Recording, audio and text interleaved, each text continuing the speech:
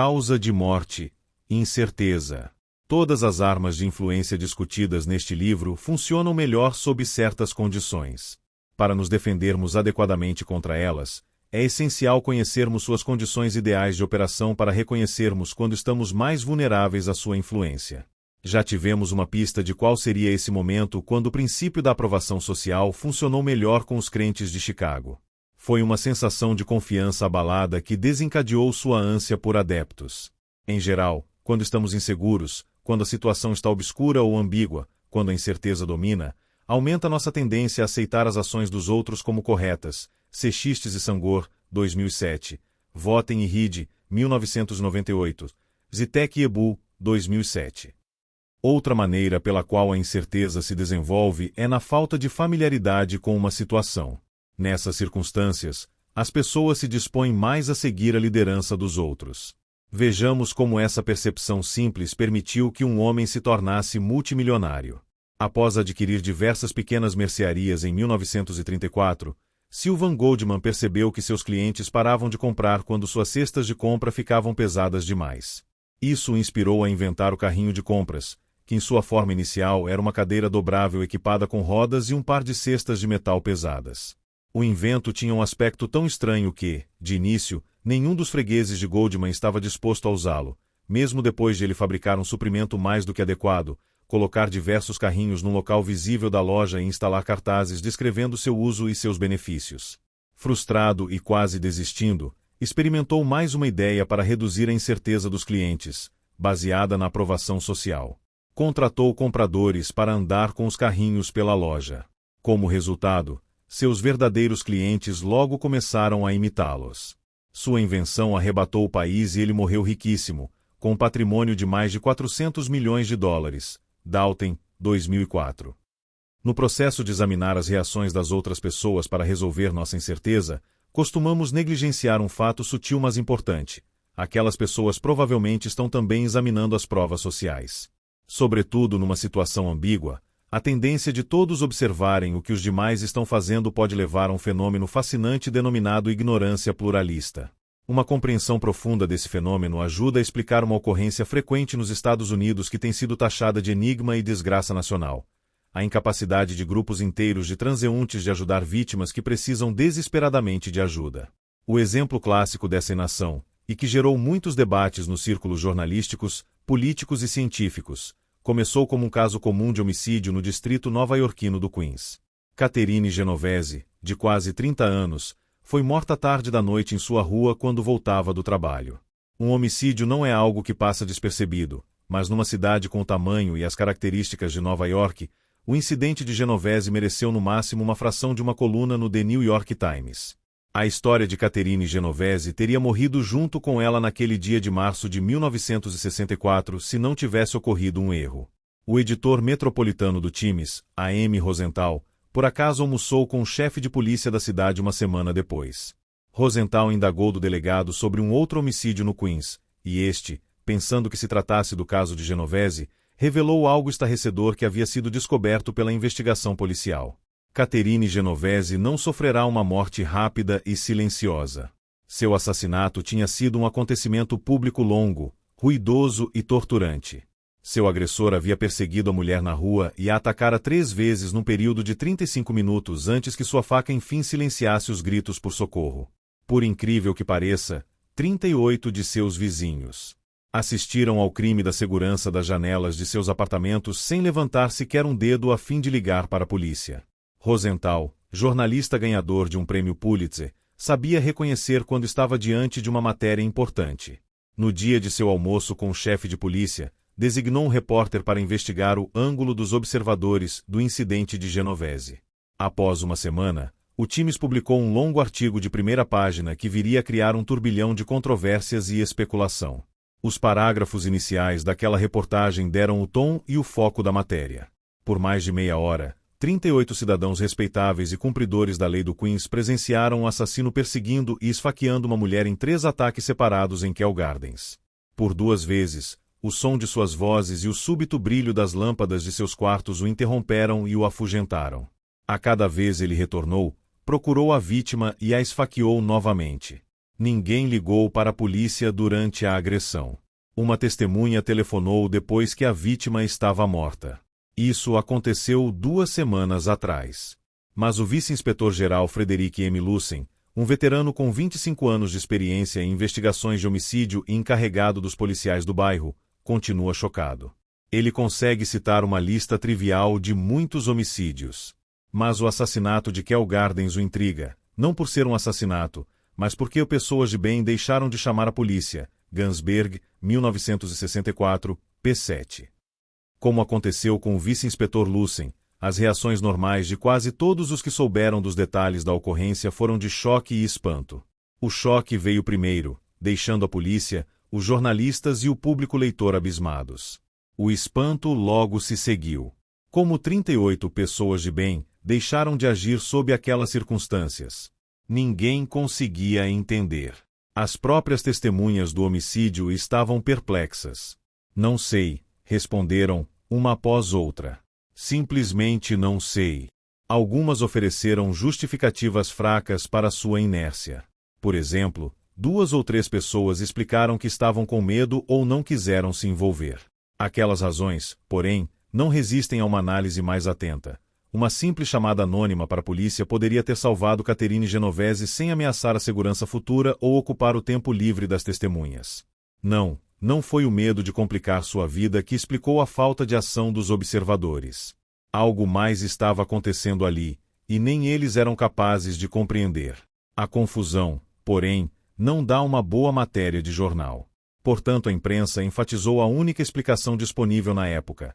As testemunhas, não diferindo do resto das pessoas, não se importaram bastante para se envolverem. Os Estados Unidos estavam se tornando uma nação de pessoas egoístas e insensíveis. Os rigores da modernidade, especialmente a vida urbana, estavam deixando-as assim. Em apoio a essa interpretação, começaram a aparecer matérias frequentes detalhando diferentes tipos de apatia pública. Também respaldaram aquela interpretação as observações de uma série de comentaristas sociais. Eles acharam que o caso de Genovese tinha uma grande importância social. Todos empregaram a palavra apatia, a qual, é interessante observar, constara da manchete do Times, embora explicassem de modo diferente. Um a atribuiu aos efeitos da violência na TV, outro à agressividade reprimida, mas a maioria culpou a despersonalização da vida urbana com suas sociedades das megalópolis e a alienação do indivíduo em relação ao grupo. Mesmo Rosenthal, o jornalista que primeiro divulgou a história e que acabou fazendo dela tema de um livro, aceitou a teoria da apatia causada pela cidade. Ninguém sabe explicar por que as 38 pessoas não pegaram o telefone enquanto a senhorita Genovese era atacada, pois elas mesmas não sabem dizer. Pode-se presumir, porém, que sua apatia foi típica da cidade grande. É quase uma questão de sobrevivência psicológica, quando se está cercado e pressionado por milhões de pessoas, impedir que elas constantemente se intrometam em sua vida, e a única forma de fazer isso é ignorá-las ao máximo. A indiferença em relação aos vizinhos e aos seus problemas é um reflexo condicionado da vida em Nova York, assim como em outras grandes cidades. A M. Rosenthal, 1964, pp. 82-83. Além de ser tema do livro de Rosenthal e de inúmeras matérias de jornais e revistas, documentários da televisão e uma peça off-Broadway, a história de Genovese atraiu a atenção profissional de 2 professores de psicologia de Nova York, Bibb Latané e John Darley, 1968b. Eles examinaram os relatos do incidente e, com base em seus conhecimentos de psicologia social, depararam com o que parecia a explicação mais improvável de todas, o fato de que 38 testemunhas estavam presentes. Relatos anteriores do caso tinham enfatizado que nenhuma ação foi tomada, embora 38 indivíduos estivessem observando.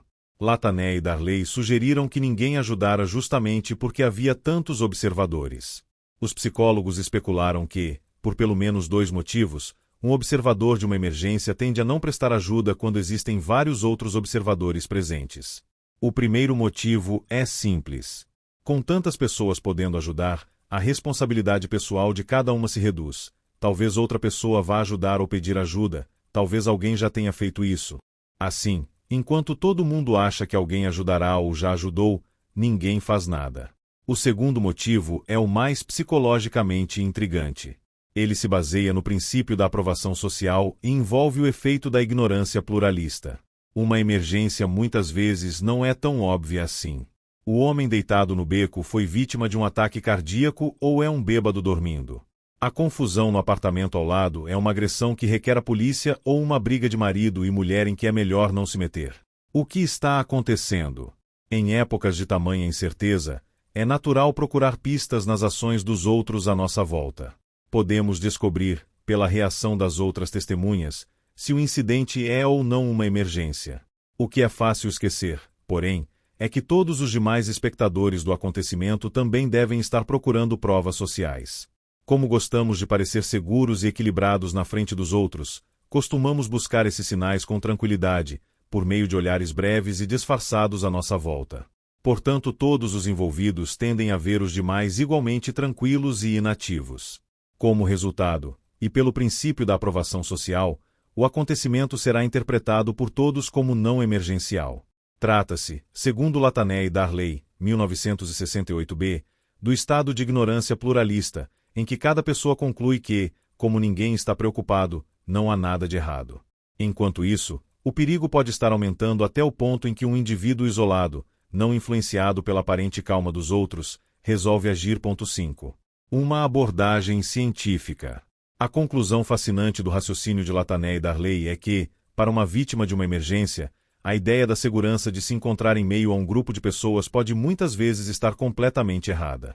Talvez alguém que precise de socorro tenha mais chances de sobreviver se um único espectador, em vez de uma multidão, estiver presente. Para testar essa tese inusitada, Darley, Latané, seus alunos e colegas realizaram um programa sistemático e impressionante de pesquisas que produziu descobertas conclusivas, para uma análise, vide Latané e Nida, 1981. Seu procedimento básico consistiu em simular emergências que eram observadas por um único indivíduo ou por um grupo de pessoas. Eles então registraram o número de vezes em que a vítima da emergência recebeu ajuda sob aquelas circunstâncias. Em seu primeiro experimento, Darley e Latané, 1968, um estudante universitário que parecia estar sofrendo um ataque epiléptico foi socorrido 85% das vezes com apenas um espectador presente, mas somente 31% das vezes com 5 espectadores presentes. Com quase todos os espectadores solitários ajudando, fica difícil argumentar que vivemos numa sociedade fria em que ninguém se importa com o sofrimento dos outros. Obviamente, foi algo ligado à presença dos demais espectadores que reduziu a ajuda a níveis vergonhosos. Outros estudos examinaram a importância da aprovação social como causadora da apatia generalizada das testemunhas. Neles, em meio a um grupo de testemunhas de uma possível emergência, algumas pessoas foram ensaiadas para agir como se nada grave estivesse ocorrendo. Em outro experimento em Nova York, Latané e Darley, 1968ª, 75% dos indivíduos solitários que observaram fumaça escapando sob uma porta alertaram os bombeiros.